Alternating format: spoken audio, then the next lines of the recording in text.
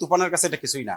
আমি মেকিং এ দিব 10-এর ভিতরে 9, প্রেজেন্টেশন এভরিথিং দিব হলো 8, আর কাহিনীতে দিব আমি 5।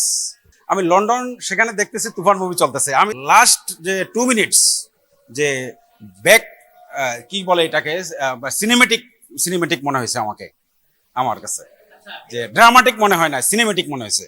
শাকিব খানের অভিনয় বরাবরই ভালো। হ্যাঁ, অভিনয় এক্সিলেন্ট, অল আর গুড। আমি ম্যাক্সিমাম আর্ট ফিল্মগুলো দেখি, কমার্শিয়াল ফিল্ম খুব কম দেখি, মঞ্চনাটক, আর্ট ফিল্ম এসবই আমি দেখি।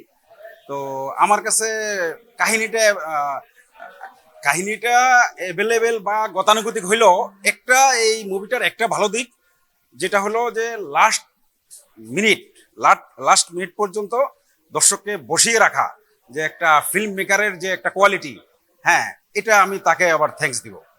অভিনয় তো অনেক অভিনেতা আছে, হ্যাঁ, সাকিব খানের জায়গায় যদি আরেকজন অভিনেতা নেন, সেটা আমাদের এপার ওপার না, নো প্রবলেম। বা অ্যাক্ট্রেস অ্যাক্টর, এটা আমার কাছে মানে ভ্যালু বিয়ার করে না।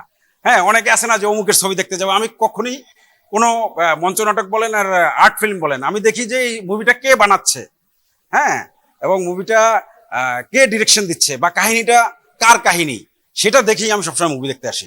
না, অবশ্যই তুফান এক্সেপশনাল মুভি, এবং তুফান অবশ্যই আমি তুফানের থেকে এটাকে অনেক বেশি আমি ইয়ে করবো।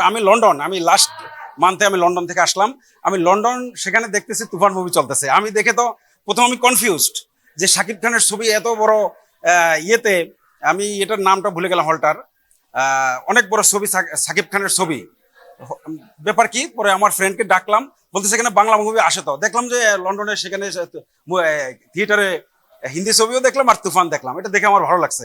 তার মানে ভালো কোয়ালিটি আছে বিধায়ী তো ওইখানে, যদিও ওইটা বাঙালিরাই দেখে। তো লন্ডনের যারা থাকে তারা তো একটু মেসিউর্ড, তারা তো সস্তা মুভি দেখবে না।